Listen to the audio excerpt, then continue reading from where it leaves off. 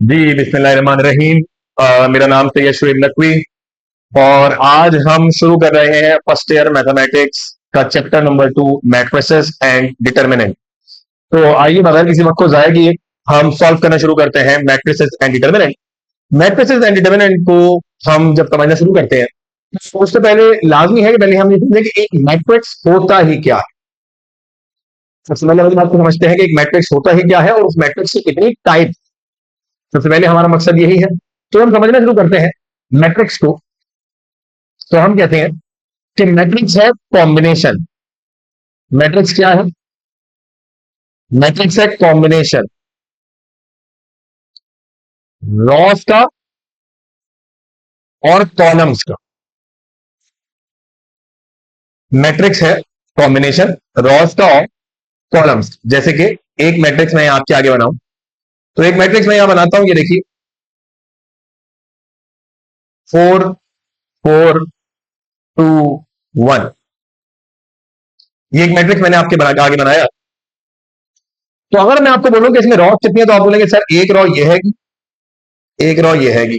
और कॉलम कितने तो आप बोलेंगे सर एक कॉलम ये हैगा, एक कॉलम ये है। ऐसे ही है ना, कॉलम हमारे ये वाले होते हैं, रॉस हमारी ये वाली होती है। तो जितने रॉस उतने ही कॉलम। मैं क्या कह रहा हूं कि मैट्रिक्स है, इस वक्त इस मैट्रिक्स को और हम देखें तो इसमें जितने रॉस है उतने ही कॉलम है। दो रॉस है दो कॉलम। तो मैट्रिक्स कॉम्बिनेशन है रॉस और कॉलम का। पहले तो आप ये सीखिए मैट्रिक्स क्या है, कॉम्बिनेशन है रॉस और कॉलम का। और किस तरीके से मैथमेटिक्स में ये आया और क्यों इसकी नीड हमें पड़ी। तो जो हमारी लीनियर इक्वेशन होती है, मल्टी वेरिएबल, दो वेरिएबल की एक्स और वाई की, तीन वेरिएबल डब्ल्यू एक्स वाई की, या इससे ज्यादा वेरिएबल की इक्वेशन हम मैट्रिक्स के थ्रू बड़ी इजीली सॉल्व कर सकते हैं। बहुत सारे टेक्निक्स हमें मैट्रिक्स के थ्रू देखने को मिल जाती है, जिसमें बहुत सारे टेक्निक हम यहाँ भी पढ़ेंगे, जैसे कि Cramer rules, matrix inversion method, Gauss Jordan method, Gauss elimination method. ये सारे मेथड हम यहाँ भी पढ़ेंगे इस चैप्टर के अंदर। तो मैट्रिक्स कॉम्बिनेशन रॉस और कॉलम का सबसे पहले ये चीज आपके समझ में आनी चाहिए। यानी यहां मैं एक मैट्रिक्स बनाऊं इस तरीके से 4 2 1 5 3 2 7 1 9। तो ये एक मैट्रिक्स बन गया। कितनी रॉ है इसमें? एक रॉ ये है, दूसरी ये है, तीसरी है। कितने कॉलम है? एक कॉलम ये है, दूसरा कॉलम ये है, तीसरा कॉलम है। तो कितनी रॉ है इसमें? तीन कॉलम। कितनी रॉ है इसमें? तीन रॉ है। कितने कॉलम है इसमें? तीन कॉलम। ये जो मैंने लिखा तीन रॉज और तीन कॉलम, इसको हम कहते हैं ऑर्डर ऑफ मैट्रिक्स। क्या कहते हैं बच्चों? Order of matrix. Order of matrix से मुराद है कितनी रॉज है मैट्रिक्स में और कितने कॉलम्स। नंबर ऑफ रॉज को हम रिप्रेजेंट करते हैं एम के साथ और नंबर ऑफ कॉलम को हम रिप्रेजेंट करते हैं एन के साथ। इसके बारे में भी आगे हमारी बात भी होगी, ये बात मैं आपको और आगे भी बताऊंगा कि ऑर्डर ऑफ मैट्रिक्स क्या होता है। या चले इसी बात में हम इसको समझते हैं। तो एक मैट्रिक्स जो कि कॉम्बिनेशन है किसका? रॉज और कॉलम। जैसे 4 2 1 3 2 9। ऑर्डर ऑफ मैट्रिक्स होता है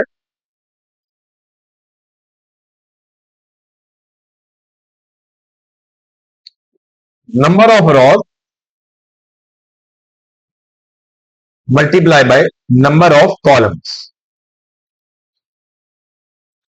number of rows multiply by number of columns. तो नंबर ऑफ रॉज हम रिप्रेजेंट करते हैं एम के साथ और नंबर ऑफ कॉलम्स हम रिप्रेजेंट करते हैं एन के साथ। जैसे इस वाले मैट्रिक्स को जो मैंने ऊपर बनाया है, इसमें कितनी रॉज है? एक रॉ ये रही, दूसरी रॉ ये रही, तो एन के बजाय 2 आ गया। और कितने कॉलम है? एक कॉलम ये रहा, दूसरा कॉलम ये रहा, तीसरा कॉलम ये रहा, टोटल 3 कॉलम। तो ये मैट्रिक्स कहलाएगा 2/3 का। किसका कहलाएगा? 2/3 का मैट्रिक्स। 2/3 का मैट्रिक्स। ये 2/3 इस मैट्रिक्स का ऑर्डर कहलाएगा। क्या बात समझ रहे हैं आप? ऑर्डर ऑफ मैट्रिक्स से मुराद क्या है? ऑर्डर ऑफ मैट्रिक्स से मुराद होता है कि मैट्रिक्स के अंदर कितने नंबर ऑफ रॉज है और कितना नंबर ऑफ कॉलम है। जब हम उसको मल्टीप्लाई स्टेट के अंदर लिखते हैं, number of rows multiply number of column, इसको हम कहते हैं ऑर्डर ऑफ मैट्रिक्स। बाहर लाइए आज, आप समझ गए होंगे ऑर्डर ऑफ मैट्रिक्स क्या है और मैट्रिक्स क्या है। तो मैंने बताया मैट्रिक्स है कॉम्बिनेशन रॉज और कॉलम का। मैट्रिक्स क्या है? कॉम्बिनेशन है रॉज और कॉलम। तो चलेंगे अब हम पढ़ने लगे हैं मैट्रिक्स की टाइप। आपको मैट्रिक्स समझ में आया मैट्रिक्स क्या है? कॉम्बिनेशन रॉज और कॉलम। ऑर्डर ऑफ मैट्रिक्स क्या होता है? Number of rows multiply by number of column. Order same भी हो सकता है, यानी ऐसा भी हो सकता है कि नंबर ऑफ रॉज सेम हो जितने नंबर ऑफ कॉलम हो उसके, और number of rows number of column different हो, ऐसा भी हो सकता है। जैसे ये वाला जो मैट्रिक्स है, इसको देखिए अगर आप, इसमें 3 ही रॉज है और 3 ही कॉलम है, तो यहाँ ऑर्डर सेम है। और जो मैंने अभी लास्ट मैट्रिक्स बनाया था उसमें 2 रॉज के 3 कॉलम थे, तो ऑर्डर डिफरेंट, ऐसा भी हो सकता है। सबसे पहली टाइप जो हम मैट्रिक्स की पढ़ रहे हैं वो है रॉ मैट्रिक्स। आसान लफ्जों में, बगैर मुश्किल के मैं आपको बताऊं, एक ऐसा मैट्रिक्स जिसमें नंबर ऑफ रॉज 1,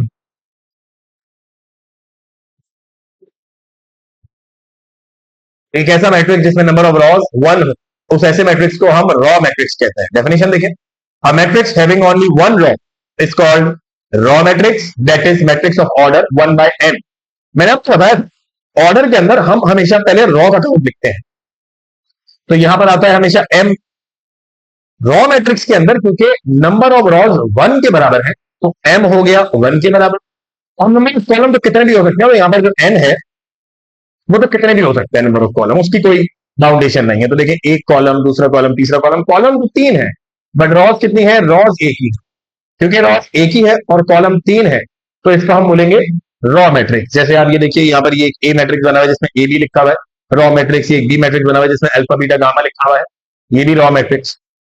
अगर मैं ए बी को देखूं तो इसका ऑर्डर क्या है, इसमें नंबर ऑफ रॉज 1 है और नंबर ऑफ कॉलम 2 है, तो ये 1/2 का है। और इस वाले को देखो जिसके अंदर अल्फा बीटा गामा लिखा हुआ है, इसमें नंबर ऑफ रॉज 1 है और नंबर ऑफ कॉलम 3 है, तो ये हो गया 1/3। ये देखें, ये भी यही कह रहे हैं 1/2 एंड 1/3।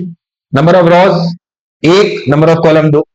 तो बच्चों, आसान लफ्जों में रॉ मैट्रिक्स वो होता है कि जिसके अंदर नंबर ऑफ रॉज और नंबर ऑफ कॉलम बराबर हो। फिर हम बात करते हैं कॉलम मैट्रिक्स की। जैसे रॉ मैट्रिक्स के अंदर हमने बोला था नंबर ऑफ रॉज 1 के बराबर होनी चाहिए, वैसे कॉलम मैट्रिक्स में हम कहते हैं कॉलम्स 1 के बराबर होनी चाहिए। कॉलम से मुराद number of columns, number of columns 1 के बराबर होंगे तो ये कॉलम मैट्रिक्स कहलाए।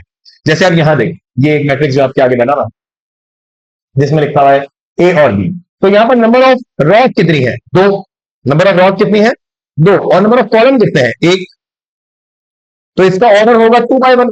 क्या ऑर्डर होगा इसका, 2/1। और आप इस वाले मैट्रिक्स को देखें तो इस वाले मैट्रिक्स के अंदर रॉज कितनी है, एक ये रही, दूसरी ये रही, तीसरी ये रही, 3 रॉज है ना। एक में अल्फा है, एक में बीटा है, एक में गामा है, 3 रॉज। और कॉलम कितना है, कॉलम एक ही। ये देखिए कॉलम कैसा है, कॉलम एक ही है, रॉस 3 है, 1 2 3। तो इसका ऑर्डर कराएगा 3/1। ये भी कह रहे हैं are column matrix of order 2/1 and 3/1। ऐसा मैट्रिक्स जिसमें नंबर ऑफ रॉज और नंबर ऑफ कॉलम बराबर हो, ऐसा मैट्रिक्स कहलाता है कॉलम मैट्रिक्स। सॉरी, ऐसा मैट्रिक्स जिसमें नंबर ऑफ कॉलम्स 1 के बराबर हो, ऐसा मैट्रिक्स कहलाता है कॉलम मैट्रिक्स। और ऐसा मैट्रिक्स जिसमें नंबर ऑफ रॉज 1 के बराबर हो, तो बच्चों को कहलाता है रॉ मैट्रिक्स। अगर नंबर ऑफ रॉज 1 होंगी तो रॉ मैट्रिक्स, अगर नंबर ऑफ कॉलम्स 1 होंगे तो कॉलम मैट्रिक्स।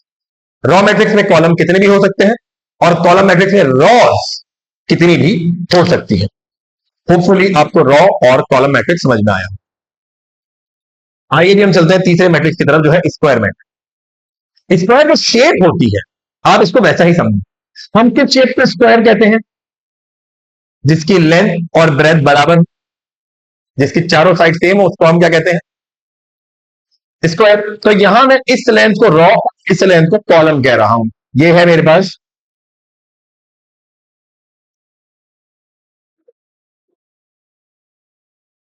ये कॉलम और ये रॉ। तो क्या मतलब है इस बात का, मतलब ये है कि यहां पर ये कॉलम और यहां पर ये रॉ बराबर हो, यानी कि जितनी रॉज है अगर उतने ही कॉलम हो, तो ऐसा मैट्रिक्स कहलाता है स्क्वायर मैट्रिक्स। जैसे कि 2/2 का मैट्रिक्स होगा तो वो स्क्वायर मैट्रिक्स होगा, 3/3 का मैट्रिक्स होगा तो वो भी स्क्वायर मैट्रिक्स होगा। 2/2 में रॉज कितनी, 2, कॉलम कितने, 2, स्क्वायर मैट्रिक्स। अगर number of rows number of column के बराबर है तो ऐसा मैट्रिक्स बच्चों कहलाता है स्क्वायर मैट्रिक्स। जैसे 3/3, 4/4, 5/5 का मैट्रिक्स होगा, number of rows number of column के बराबर होंगे तो वो कहलाएगा स्क्वायर मैट्रिक्स। क्या कहलाएगा, स्क्वायर मैट्रिक्स। डेफिनेशन पढ़े, a matrix in which number of rows and columns are equal is called square matrix. That is, matrix of order m by n is square when m is equals to n. Matrix is only the square when m should be equals to n. और अगर m और n बराबर नहीं है, अगर m और n बराबर नहीं है, तो फिर वो रेक्टेंगुलर मैट्रिक्स है। तो फिर वो क्या है, देखिए रेक्टेंगल क्या होता है, रेक्टेंगल ऐसी चीज जिसकी लेंथ और ब्रेथ बराबर नहीं है। अगर लेंथ और ब्रेथ बराबर देंगे तो रेक्टेंगुलर मैट्रिक्स, यानी रॉज और कॉलम बराबर नहीं है तो रेक्टेंगुलर मैट्रिक्स, और लेंथ दोनों बराबर है यानी रॉज कॉलम बराबर है तो स्क्वायर मैट्रिक्स। क्या अच्छे से समझ में आया मैंने क्या बताया? चलो शाबाश, आओ आगे। नोट क्या कह रहे हैं, element of a square matrix of type A, Ij and AJI are called symmetric element where I is not equals to J, and the sum of the element of the main diagonal of a square matrix is called the trace of A denoted by trace of A, that is the above square matrix. Trace of B is 1 plus 4 plus 5. ये देखें, कुछ भी नहीं कह रहे, मुश्किल बात थोड़ी कर रहे हैं। ये बात मैं आपको आगे समझा दूंगा, ऐसा क्या मतलब, मत इसको छोड़े आप, कम कॉम्प्लिकेटेड नहीं करना चाहता मैं आपके लिए, आसान रख। स्क्वायर मैट्रिक्स कौन सा, जिसमें number of rows number of column बराबर हो, 2 बाई 2 का मैट्रिक्स। रेक्टेंगुलर मैट्रिक्स कौन सा, जिसमें नंबर ऑफ रॉज और नंबर ऑफ कॉलम बराबर ना हो, नंबर ऑफ रॉज और नंबर ऑफ कॉलम बराबर ना हो। जैसे पहले रेक्टेंगुलर मैट्रिक्स की डेफिनेशन क्या लिखी है, a matrix in which number of rows is not equal to the number of column is called rectangular matrix. A matrix in which number of rows is not equal to number of column is called a rectangular matrix, that is matrix of order m by n,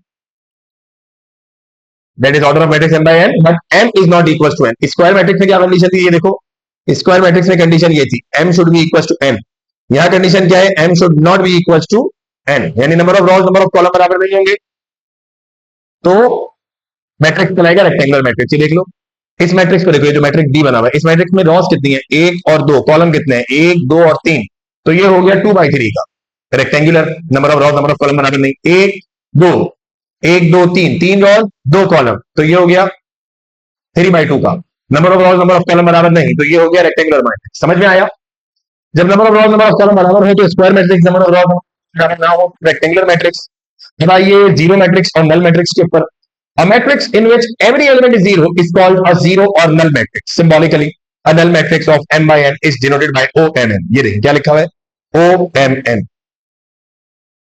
एक ऐसा matrix जिसके सारे element zero हो, क्या कह रहा हूं मैं, एक ऐसा मैट्रिक्स जिसके सारे एलिमेंट जीरो हो वो कहलाता है जीरो या नल मैट्रिक्स। एक ऐसा मैट्रिक्स जिसके सारे एलिमेंट जीरो हो वो कहलाता है बच्चों जीरो या नल मैट्रिक्स। ये देखें, और रिप्रेजेंट होता है जीरो mn से, विच इंडिकेटिंग कि इसके सारे एलिमेंट जीरो है, रॉज में जितने एलिमेंट है वो भी सारे जीरो है और कॉलम में जितने एलिमेंट है वो भी सारे जीरो है। यहां आप देखें सारे एलिमेंट जीरो, यहां भी आप देखें सारे एलिमेंट जीरो। इसके बाद देखें जीरो और नल मैट्रिक्स बहुत मुश्किल नहीं है भाई, सारे एलिमेंट जीरो हो तो नल मैट्रिक्स या जीरो मैट्रिक्स। इसके बाद डायगोनल मैट्रिक्स। तो बच्चों डायगोनल मैट्रिक्स क्या होता है, डायगोनल मैट्रिक्स से पहले मैं आपको एक चीज थोड़ी सी समझा दूं ताकि आपके लिए ये वर्डिंग समझना आसान हो जाए। ये जो आईजे बार बार लिखा हुआ आ रहा है इसका मतलब क्या है,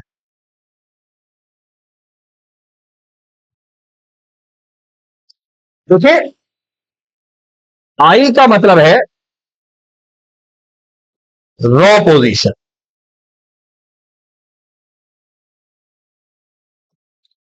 और जे का मतलब है कॉलम पोजीशन। समझिएगा इस बात को करो ना, मुझे कोई जल्दी नहीं है, मैं आपको आराम आराम से ही पढ़ाऊंगा, भले वीडियो लंबी हो जाए। जिन्होंने अच्छे से समझना है वो सुकून से ही पढ़ेंगे, उनको कोई जल्दी नहीं है। आई होगा रॉ रॉ पोजीशन और जे होगा कॉलम पोजीशन। देखें फॉर एग्जाम्पल यहां पर मैं एक एलिमेंट लिख रहा हूं जिसका नाम है A11, एक और एलिमेंट लिख रहा हूं जिसका नाम है A12, एक और एलिमेंट लिख रहा हूं जिसका नाम है A13, इसको मैं लिख रहा हूं 21, इसको मैं लिख रहा हूं 22, इसको मैं लिख रहा हूं 23, इसको मैं लिख रहा हूं 31, इसको मैं लिख रहा हूं 32, इसको मैं लिख रहा हूं 33।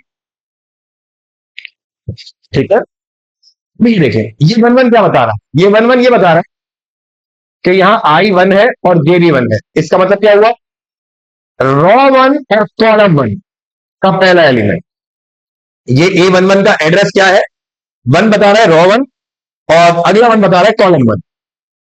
ये बता रहा है रॉ वन और अगला टू बता रहा है कॉलम टू। ये बता रहा है रॉ वन यानी वन बता रहा है रॉ नंबर वन और थ्री बता रहा है कॉलम नंबर थ्री। मुझे बताइए इस A13 की पोजीशन क्या यही है, रॉ वन का कॉलम थ्री, रॉ वन का कॉलम थ्री, क्या यही होगा? फिर ये 2 1 बता रहा है रॉ टू का पहला एलिमेंट, 822 बता रहा है रॉ टू का दूसरा एलिमेंट, यानी रॉ नंबर 2 कॉलम नंबर 2। 823 बता रहा है रॉ नंबर 2 कॉलम नंबर 3। 831 बता रहा है रॉ नंबर 3 कॉलम नंबर 1। 832 बता रहा है रॉ नंबर 3 कॉलम नंबर 2। 833 बता रहा है raw number 3 column number 3। Addressing है पोजीशंस की, एलिमेंट के पोजीशंस की एड्रेसिंग है। फॉर एग्जाम्पल मैं कहता हूं A51, तो आप बोलेंगे सर ये है रॉ और ये है कॉलम, यानी पांचवी रॉ का पहला एलिमेंट, यानी पांचवी रॉ का पहला एलिमेंट। अब मुझे बताइए, आप मेरी, हो सकता है कि आपको मेरी बात अच्छे से समझ में आ गई हो मैं क्या समझाना चाह रहा हूं। अगर मैं कहीं को लिखता हूं ए के वो एलिमेंट कि जहां पर आई और जे बराबर हो, तो इसका मतलब है मैं डायगोनल एलिमेंट्स की बात कर रहा हूं। अब अगर मैं डायगोनल नहीं समझता तो देखिए, फॉर एग्जांपल अगर ये एक रेक्टेंगल है, तो ये उस रेक्टेंगल का डायगोनल कहलाए। अगर ये कोई रेक्टेंगल है तो ये उस रेक्टेंगल का क्या कहलाएगा? डायगोनल। अगर मैं कहता हूं A I J where I is equal to J, इसका मतलब डायगोनल की बात कर रहा हूं। कैसे? क्योंकि आप हर डायगोनल के एलिमेंट को देखिए, A11, A22, A33, क्या यहां पर जितना रॉ उतना ही कॉलम है? क्या यहां पर भी जितना रॉ उतना ही कॉलम है? क्या यहां पर भी जितना रॉ उतना ही कॉलम है? तो अगर हम डायगोनल की बात कहते हैं, हम कहते हैं ए आई जे, जहां पर आई और जे बराबर। आप देखिए ना, यहाँ आई भी 1 है, जे भी 1 है, आई भी 2 है, जे भी 2 है, आई भी 3 है, जे भी 3। तो जब हम डायगोनल मैट्रिक्स की बात करते हैं, क्योंकि मुझे आपको डायगोनल मैट्रिक्स समझाना है, इसके पहले मैंने आपको आईजे का कॉन्सेप्ट समझाया। और डायगोनल मैट्रिक्स की पहचान होती है जहां पर आई और जे बराबर, जहां पर आई और जे बराबर हो। तो ये देखें आप, A11, A22, A33, ये यहां पर कैसे है? ये यहां पर बराबर। तो आइए वापस वहीं पर क्या कह रहा है, होपफुली आपको मेरी बात अच्छे से समझ में आ गई होगी। A square matrix is said to be diagonal matrix if all the non-diagonal element of a matrix is zero. Non-diagonal matrix कौन से? ये देखो बेटा, A11, A12, A13, A21, A22, A23, A31, A32, A33। तो थोड़ा सा इसको मैं आई थिंक सो सफाई से बनाऊं, वरना आपको समझ में नहीं आएगा। मैं ये कह रहा हूं A11, A12, A13, A21, A22, A23, A31, 32, 33। Non diagonal element कौन से भाई? देखो ये वाले जो तीनों एलिमेंट है, A11, 12, A11, 22, 33, ये तो डायगोनल एलिमेंट है। इसके अलावा ये 12, 13, 23, 21, 31, ये सारे एलिमेंट नॉन डायगोनल एलिमेंट है। यहां पर कह रहे हैं ना, all non diagonal elements of a matrix are zero. इसका मतलब है कि ये डायगोनल के अलावा वाले सारे एलिमेंट क्या होंगे? जीरो होंगे। And at least one main diagonal element is non zero, that is A I J is should be zero where I is not equal to J, and at least I J is not equal to zero where I is equal to J. बहुत मुश्किल बात नहीं, आसान सी बात। कह रहे हैं जहां आई और जे बराबर है, 1 1 2 2 3 3 में, वो जीरो नहीं होने चाहिए। और जहां आई जे बराबर नहीं है, 1 2 1 3 2 1 3 1 3 2, जहां ये बराबर नहीं है वहां पर सारे जीरो। जैसे ये देखें, यहां पर डायगोनल में सिर्फ एलिमेंट है और बाकी सब इसके अलावा क्या है? जीरो। तो बच्चों ऐसा मैट्रिक्स कहलाएगा डायगोनल मैट्रिक्स। क्या कहलाएगा?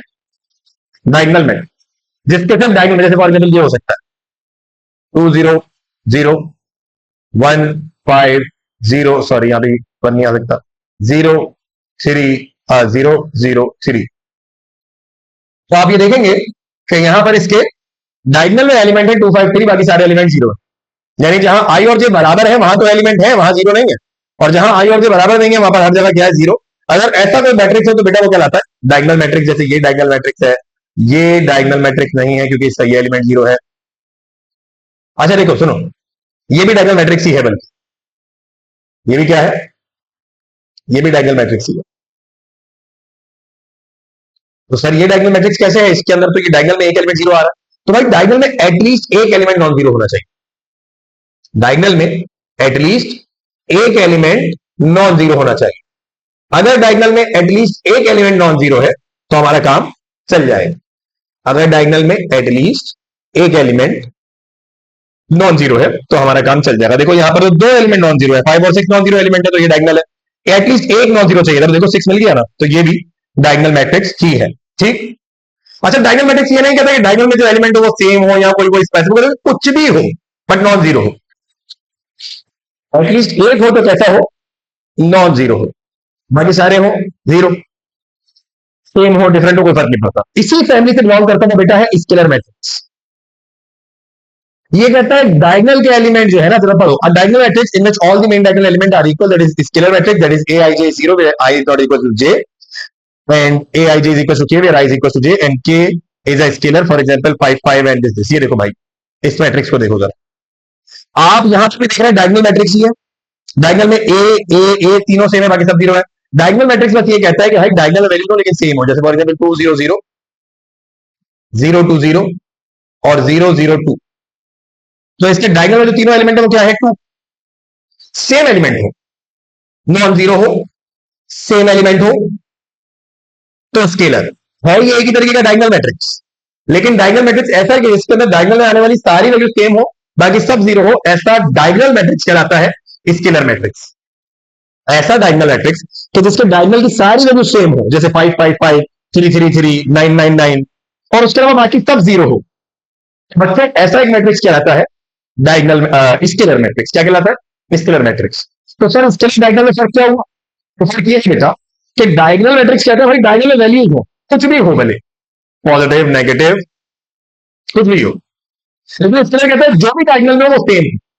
So every scalar matrix is a diagonal matrix, remember that every scalar matrix is a diagonal matrix, every scalar matrix is a diagonal matrix। आइए आगे चलते हैं। इसके बाद बच्चों इसी मैट्रिक्स की फैमिली से बिलोंग करता हुआ एक और यूनिट मैट्रिक्स, एक ऐसा diagonal matrix in which each main diagonal element is one. Diagonal में सिर्फ क्या आ रहा हो, वन, जैसे ये वाला मैट्रिक्स आपके आगे बना हुआ है, ये i3 मैट्रिक्स देखें हम। ये i3 मैट्रिक्स अगर आप देखें तो यहां पर आपको नजर आएगा, यहां पर जो एलिमेंट है उसके सिर्फ डायगोनल में वन है, बाकी सब जीरो है। इसको हम कहते हैं तो यूनिट मैट्रिक्स या आइडेंटिटी मैट्रिक्स। ये भी एक तरीके का डायगोनल मैट्रिक्स है। इस मैट्रिक्स को हम रिप्रेजेंट करते हैं आई से। किससे रिप्रेजेंट करते हैं, आई से, i1 i2 i3, यानी आई से रिप्रेजेंट करते हैं। तो चलो मैं सीधा फर्क बता देता हूं। डायगोनल मैट्रिक्स में तो कहते हैं डायगोनल वैल्यू तो बट डिफरेंट हो सकती है, कोई फर्क नहीं पड़ता, एटलीस्ट एक नॉन जीरो होनी चाहिए। स्केलर मैट्रिक्स कहता है कि भाई डायगोनल की वैल्यू हो वो सारी सेम हो और उसके मतलब जीरो। और यूनिट ऑफ आइडेंटिटी मैट्रिक्स कहता है कि जो डायगोनल की वैल्यू हो वो वन के बराबर हो, इसके अलावा सारी वैल्यूज कैसी होनी चाहिए, जीरो।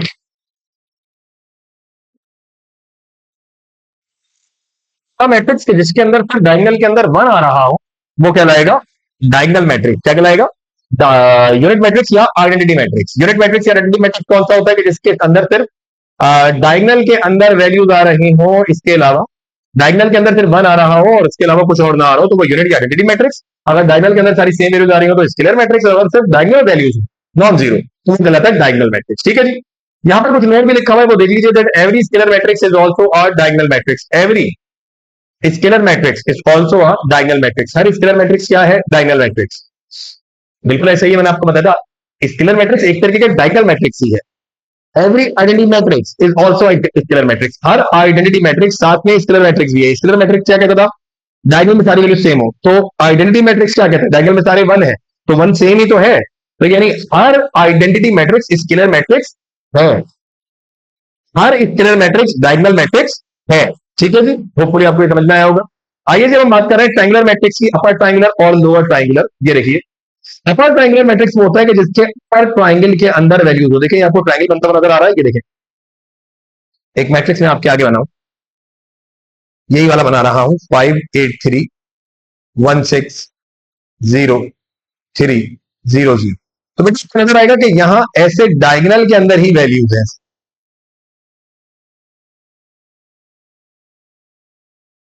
ऐसे डायगोनल के अंदर ही वैल्यूज है। तो अगर सिर्फ डायगोनल के अंदर वैल्यूज नहीं हो ऊपर की तरफ और नीचे वाले सारे एलिमेंट कैसे हो, जीरो, नीचे वाले सारे एलिमेंट कैसे हो, जीरो, तो ऐसा मैट्रिक्स कहलाता है अपर ट्रायंगुलर मैट्रिक्स। क्या कहलाता है, अपर ट्रायंगुलर मैट्रिक्स। और लोअर ट्रायंगुलर मैट्रिक्स क्या होता है, square matrix whose all element above the main diagonal are zero.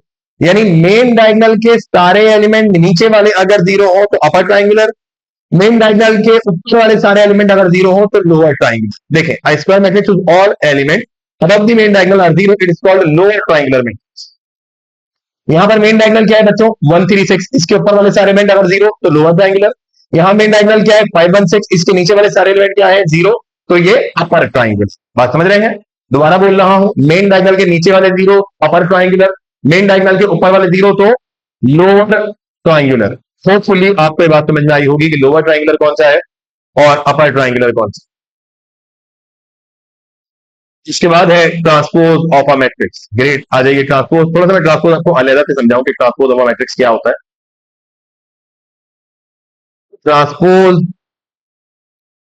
Of a matrix क्या मतलब हुआ इस बात का? देखिए, लेट्स से एक मैट्रिक्स है आपके पास 5 1 9 2 1 7 3 1 5, और इस मैट्रिक्स के ऊपर ऐसा टी समान रखा है। ये टी बता रहा है कि इस मैट्रिक्स का ट्रांसपोज लेना है, यानी कि ये देखिए आप 519 ये रॉ है, इसको कॉलम बना के लिखते हैं। 519 क्या है? ये रॉ है, इसको क्या बना के लिखते हैं? कॉलम। 217 क्या है? रॉ, इसको क्या बना के लिखते हैं? कॉलम। 315 क्या है? रॉ, इसको क्या बना के लिखते हैं? कॉलम। तो 519 217 315, तो 519 को मैंने लिख दिया कॉलम में, 217 को मैंने लिख दिया कॉलम में, 315 को मैंने लिख दिया कॉलम में। तो ये कहलाता है ट्रांसपोज ऑफ अ मैट्रिक्स। क्या कहलाता है? Transpose of a matrix. Transpose से मुराद रॉ को कॉलम बनाकर लिख दीजिए, रॉ को कॉलम बनाकर लिख दीजिए, तो इसका मतलब है आपने ट्रांसपोज ले लिया। क्या है ट्रांसपोज? देखिए कह रहे हैं matrix obtain from any given matrix A by interchanging it's raw into column. अगर आप इंटरचेंज कर देते हैं किसी मैट्रिक्स की रॉस को उसके कॉलम के अंदर और वाइस वर्सा, या कॉलम को रॉस के अंदर, तो ये कहलाता है ट्रांसपोज ऑफ अ मैट्रिक्स। यानी रॉस को कॉलम में तब्दील कर दिया और कॉलम को रॉस में तब्दील कर दिया। It is generated by A to the power T. अगर एक ए मैट्रिक्स होगा, इसके ऊपर पावर टी लगी हुई होगी, तो ये रिप्रेजेंट करेगा इसके transpose and read as A transpose. ये रीड कैसे किया जाएगा? A transpose. ठीक है जी, क्या बात समझ में आई? The transpose of row matrix is a column matrix and vice versa. बिल्कुल ऐसा ही है। अगर आपके पास एक रॉ मैट्रिक्स रहेगा ऐसा 415, और आप इसका ट्रांसपोज लेंगे तो ये बन जाएगा 415 ऐसे। तो किसी रॉ मैट्रिक्स का ट्रांसपोज एक कॉलम मैट्रिक्स होता है, बिल्कुल ठीक है।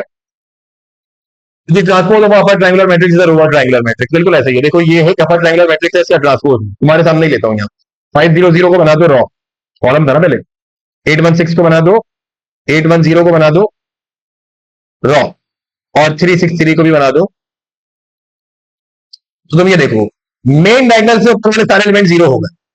मेन डायगोनल से ऊपर वाले सारे एलिमेंट अगर जीरो हो तो वो होता है लोअर ट्रायंगुलर। अगर अपर ट्रायंगुलर मैट्रिक्स का ट्रांसपोज लेते हो तो वो बन जाता है लोअर ट्रायंगुलर मैट्रिक्स।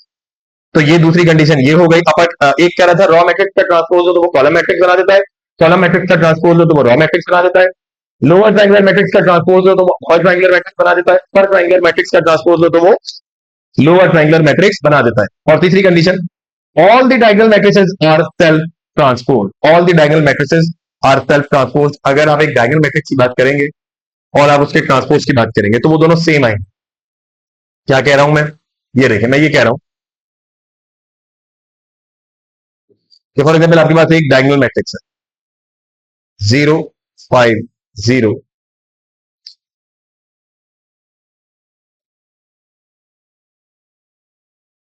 1 0 0 0 2 0 0 0 3। ये आपके पास एक डायगोनल मैट्रिक्स। अगर आप इसका ट्रांसपोज दें तो आप क्या करेंगे? रॉ को कॉलम बनाए। रॉ क्या है? 1 0 0, इसको बना दो कॉलम, तो ये हो गया 1 0 0। अगली रॉ क्या है? 0 2 0, इसको बना दिया कॉलम, ये हो गया 0 2 0। अगली रॉ क्या है? 0 0 3, तो इसको हमने बना दिया 0 0 3। तो आप ये देखिए 1 2 3 क्या बना दिया आपने? ये 1 2 और 3, ये हो गया। ये क्या हो गया? जो आपका एक्चुअल मैट्रिक्स था और जो ट्रांसपोज के बाद वाला मैट्रिक्स है, ये सेम। तो ये कह रहे हैं कि डायगोनल मैट्रिक्स का ट्रांसपोज ऑलरेडी वो खुद ही मैट्रिक्स होता है।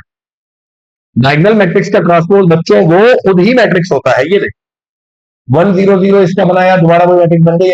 Diagonal matrix are self transpose. Transpose देने की जरूरत नहीं है, इनका ट्रांसपोज वही आएगा जो सवाल। ठीक है जी। इस ट्रांसपोज की बेसिस पर एक और टाइप है मैट्रिक्स की जिसका नाम है सिमेट्रिक मैट्रिक्स। क्या नाम है?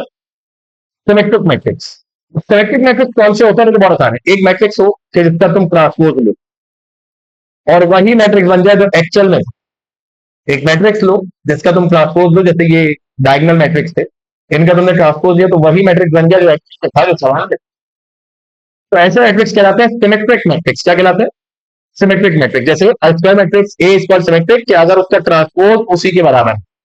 ये मैं आपको एक्सरसाइज 1.1 में करके भी दिखाऊंगा।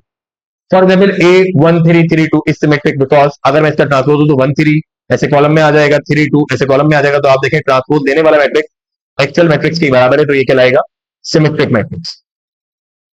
और अगर देखें ये लें A D C D B F C F, ये अगर इसको ट्रांसपोज है तो क्या करेंगे, इस ए डी सी को हमने कॉलम बना दिया, डीबीएफ को भी हमने कॉलम बना दिया और सीएफई को भी हमने कॉलम बना दिया। तो ऐसा करने से भी दोनों मैट्रिक्स सेम है, तो ये हो गया सिमेट्रिक मैट्रिक्स। और अगर ऐसा हो रहा हो कि एक मैट्रिक्स का ट्रांसपोज लें और वो इसके बराबर ना आए बल्कि इसके नेगेटिव के बराबर, तो ये कहलाता है स्क्यू सिमेट्रिक मैट्रिक्स। बच्चों क्या कहलाता है? Skew symmetric matrix. वो क्या कहलाता है? Symmetric matrix. ये क्या कहलाता है? Skew symmetric matrix. Skew symmetric matrix कौन सा होता है? ये वाला मैट्रिक्स देखो, अगर तुम्हें नजर आ रहा हो 0 4 -1 -4 0 3 1 -3 0, अगर मैं इसका ट्रांसपोज लूं, मैं क्या करूंगा, 0 -4 1, ये जो पहली रॉ है सबको नजर आ रही है, 0 -4 1, 0 -4 1 को मैं लिखूंगा कॉलम में। तो ये देखो 0 -4 1 को मैंने लिख दिया कॉलम। फिर मैंने अगली रॉ उठाई 4 0 -3 4 0 -3 को मैंने लिख दिया कॉलम में। -1 3 0 को मैंने उठाया कॉलम में लिख दिया। अब तुम इस वाले मैट्रिक्स और इस वाले मैट्रिक्स को कंपेयर करो। देखो जहां पहले था 0 था वहां 0 ही है, लेकिन जहां पहले -4 था वहां अब +4 है। जहां पहले 1 था वहां -1 है, जहां पहले 4 था अब वहां -4 है। 0 को तो छोड़ दो, जहां -3 था वहां 3 है, जहां -1 था वहां 1 है, जहां 3 था वहां -3 है, जहां 0 था वहां 0। क्या हुआ? ट्रांसपोज लेने से मैट्रिक्स के हर वैल्यू का साइन बदल गया। क्या हुआ? ट्रांसपोज लेने से, ऑर्डर चेंज करने से मैट्रिक्स की हर वैल्यू का साइन बदल गया। ये कहलाता है स्क्यू सिमेट्रिक। क्या कहलाता है? Skew symmetric. ऐसा मैट्रिक्स कहलाता है बच्चों स्क्यू सिमेट्रिक, और वो कहलाता है सिमेट्रिक मैट्रिक्स। तो सिमेट्रिक मैट्रिक्स वो है कि जिसके अंदर ट्रांसपोज देने के बाद एक्चुअल मैट्रिक्स ही बन जाए, सिमेट्रिक। और ट्रांसपोज देने के बाद नेगेटिव ऑफ एक्चुअल मैट्रिक्स बन जाए तो स्क्यू सिमेट्रिक। क्या समझे हो? अगर ये कंडीशन ट्रू हो जाए तो स्क्यू सिमेट्रिक, ये ट्रू हो जाए तो सिमेट्रिक। ठीक है जी, आगे चलें। देखिए अगली टाइप है मैट्रिक्स की आइडम पोटेंट मैट्रिक्स। अब हम बात कर रहे हैं किसकी? आइडम पोटेंट मैट्रिक्स की। फॉर एग्जाम्पल बहुत आसान है, देखो एक मैट्रिक्स हो, अगर उसका स्क्वायर निकालें और वही मैट्रिक्स बन जाए तो ऐसा मैट्रिक्स बच्चों कहलाता है आइडम पोटेंट। क्या कहलाता है? Idem potent. ये देखो ये ए मैट्रिक्स है, ये हमने इसका स्क्वायर निकाला। जब हमने इसका स्क्वायर निकाला तो 2 की जगह 2 ही है, -1 की जगह 1 ही है। कैसे निकाला स्क्वायर? ये मल्टीप्लिकेशन कैसे हुई है मैं आपको अभी नहीं बताऊंगा, ये मैं आपको मल्टीप्लिकेशन के टॉपिक नहीं बताऊंगा। -2 3 -2 -4 4 -3, ये देखो स्क्वायर निकालने के बाद वही मैट्रिक्स बना जो सवाल में था, तो ये कंडीशन ट्रू हो गई, A square is equal to A, A square is equal to A. तो ऐसा मैट्रिक्स कहलाता है आइडम पोटेंट मैट्रिक्स। ठीक है जी, क्या कहलाता है? Idem potent matrix. देखो ये भी लिख रहे हैं, matrix multiplication will be discuss in detail in section 2.2.1। अगर ए स्क्वायर का स्क्वायर निकाले और ए बन जाए, ए स्क्वायर का स्क्वायर नहीं, ए स्क्वायर निकाले और ए बन जाए तो आइडम पोटेंट। निल पोटेंट क्या होता है? अगर किसी एक पावर के ऊपर मैट्रिक्स 0 हो गया, मतलब फॉर एग्जांपल अगर ए के स्क्वायर के ऊपर मैट्रिक्स का हर एलिमेंट 0 हो गया, ए के स्क्वायर के ऊपर मैट्रिक्स का अगर हर एलिमेंट 0 हो गया तो वो कहलाता है आइडम पोटेंट। और पी कहलाता है इंडेक्स या डिग्री ऑफ अ मैट्रिक्स। कि हमने ए का स्क्वायर निकाला, एक मैट्रिक्स का स्क्वायर कैसे निकलता है? उस मैट्रिक्स को उसी मैट्रिक्स से मल्टीप्लाई। 2 का स्क्वायर कैसे निकलता है? 2 को 2 से ही मल्टीप्लाई कर। तो मैट्रिक्स का स्क्वायर कैसे निकलेगा? मैट्रिक्स को मैट्रिक्स से ही मल्टीप्लाई कर। जब हम मैट्रिक्स को मैट्रिक्स से मल्टीप्लाई कराते हैं तो मैट्रिक्स का स्क्वायर निकलता है। अगर मैट्रिक्स के स्क्वायर पर मान लो सारे एलिमेंट 0 हो गए तो ऐसा मैट्रिक्स निलपोटेंट और उसकी डिग्री होगी 2। मान लो स्क्वायर पर सारे एलिमेंट 0 नहीं हुए, क्यूब पर 0 हो गए, तो ऐसा मैट्रिक्स में निलपोटेंट, लेकिन डिग्री कितनी होगी? 3। 3 पर 0 नहीं हुए, 4 पर हो गए, तो डिग्री कितनी हो जाएगी? 4, और मैट्रिक्स क्या होगा? निलपोटेंट। क्या बात समझे हो? A nilpotent matrix is a square matrix such that a to the power p is equal to 0 for some positive integer p. The p is called the index or degree of a matrix. इसके बाद होता है involutory matrix. Involutory matrix कौन सा होता है? Involutory matrix के अंदर किसी ए मैट्रिक्स का स्क्वायर निकालो और वो आइडेंटिटी मैट्रिक्स के बराबर बन जाए। आइडेंटिटी मैट्रिक्स कौन सा होता है? 1 0 0 0 1 0 0 0 1। किसी को अगर तेज तेज समझ रहा हो तो वो वीडियो की स्पीड बढ़ा ले और वो समझ ले तेज तेज। ए स्क्वायर इज इक्वल टू आई, क्या हुआ 1 1 1 1 0 0 0 1 0 0 0, I square matrix A is said to be involutory matrix if A square is equal to I. I square matrix A is said to be involutory matrix if A square is equal to I. एक square matrix involutory कहलाएगा कि अगर उसका square identity matrix के बराबर है। एक matrix का स्क्वायर निकाला और वो आइडेंटिटी मैट्रिक्स के बराबर आ गया, इनवॉल्यूटरी मैट्रिक्स। फिर है आगे बच्चों पीरियोडिक मैट्रिक्स। पीरियोडिक मैट्रिक्स की कंडीशन होती है a इंटू के to the power a to the power k plus 1 is equal to a, और k कहलाता है पीरियड ऑफ अ मैट्रिक्स।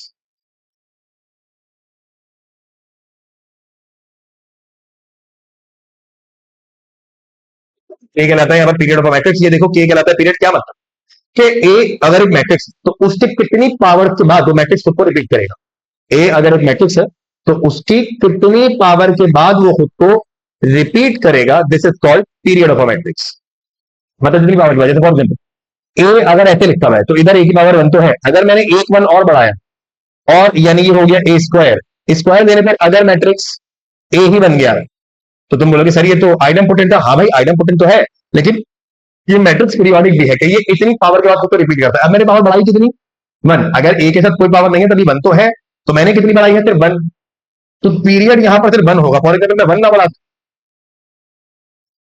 मैं बढ़ाता 2, मैं क्या बढ़ा देता, मैं बढ़ा देता 2, तो भाई 2 पर ये हो जाता क्यूब, क्या हो जाता, ये हो जाता बच्चों क्यूब, और क्यूब पर ये बना देता क्या, ए के बराबर। तो सवाल ये है मैंने पावर कितनी बढ़ाई थी 2, तो पीरियड क्या था 2, पीरियड 3 नहीं होगा, क्यूब पर 0 होगा तो पीरियड 2 हो जाएगा। क्या बात समझ रहे हो। पीरियोडिक मैट्रिक्स कितनी पावर के बाद मैट्रिक्स खुद को रिपीट कर रहा है, कितनी पावर के बाद मैट्रिक्स खुद को रिपीट कर रहा है, this is called period of a matrix. तो बताइए हार्मिशियन और स्क्यू हार्मिशियन मैट्रिक्स। तो बेटा हार्मिशियन मैट्रिक्स की कंडीशन ये होती है कि अगर एक मैट्रिक्स ए है और उसके अंदर बहुत सारे कॉम्प्लेक्स नंबर है, जैसे ये देखें आप यहाँ पर एक मैट्रिक्स है जिसमें आयोटा आयोटा आयोटा आयोटा बहुत सारे आ रहे हैं, तो ये सारे कॉम्प्लेक्स नंबर है। तो कॉम्प्लेक्स नंबर का आपने लिया कॉन्जुगेट, कॉन्जुगेट लेने के बाद आपने उसी मैट्रिक्स का लिया ट्रांसपोज, और ट्रांसपोज लेने के बाद वही मैट्रिक्स बन गया जो सवाल में दिया हुआ था, तो ये कहलाएगा हार्मिशियन। ये क्या कहलाएगा, hermitian. A square matrix over C for complex number, square matrix over complex number is called hermitian if the conjugate of a complex number का ट्रांसपोज एक्चुअल मैट्रिक्स के बराबर है। जैसे फॉर एग्जाम्पल ये मैट्रिक्स है, देखें अगर इसका हम यहाँ पर कॉन्जुगेट लेते, देखना जहां आयोटा था कॉन्जुगेट में क्या करते हैं, अगर आप पीछे हमारी रियल एंड कॉम्प्लेक्स नंबर की सीरीज देख कर आए हैं, first year chapter number 1 complex number की सीरीज देख कर आए हैं, तो आपको पता होगा कि कॉम्प्लेक्स नंबर का जब भी कॉन्जुगेट लिया जाता है तो हम इमेजिनरी वैल्यू का साइन चेंज करते हैं। जैसे माइनस आयोटा को हमने प्लस आयोटा कर दिया, -2 आयोटा को हमने +2 आयोटा को हमने -2 आयोटा कर दिया, -9 आयोटा को +9 आयोटा कर दिया, प्लस आयोटा को माइनस का कर दिया, प्लस -5 आयोटा को प्लस का कर दिया, -2 आयोटा को प्लस का कर दिया, -2 को फिर प्लस कर दिया, +5 को माइनस का, प्लस आयोटा को माइनस का, सबका साइन चेंज कर दिया।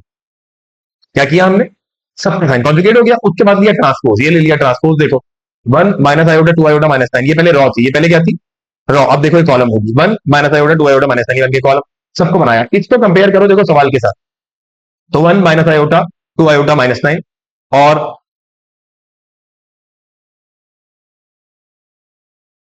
आयोटा 5 -5 आयोटा 2 आयोटा, देखो तुम वही बन रहा है जो बिल्कुल सवाल में दिया, मतलब इसको कंपेयर करो इसका सेम आएगा, यानी ये कंडीशन 2 हो रही है। पहले लिया कॉन्जुगेट, फिर निकाला ट्रांसपोज, कॉन्जुगेट लिया फिर निकाला ट्रांसपोज, अगर वही मैट्रिक्स बन गया जो एक्चुअल मैट्रिक्स सवाल में दिया गया तो बेटा वो कहलाता है हार्मिशियन मैट्रिक्स।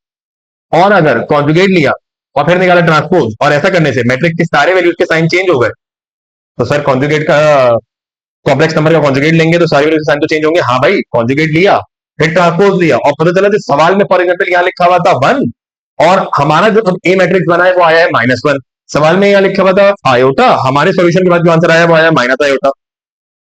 जितनी वैल्यूज के जो साइन थे, जैसे अगर आप स्क्यू सिमेट्रिक समझे थे कि ट्रांसपोज लेने के बाद सारे एलिमेंट के साइन चेंज हो गए, तो वैसे ही कॉन्जुगेट लेने के बाद ट्रांसपोज लेने के बाद अगर सारी वैल्यूज के साइन चेंज हो जाए, चाहे वो रियल हो चाहे वो कॉम्प्लेक्स हो, तो वो कहलाता है स्क्यू हार्मिशियन। तो वो क्या कहलाता है बच्चों, स्क्यू हार्मिशियन।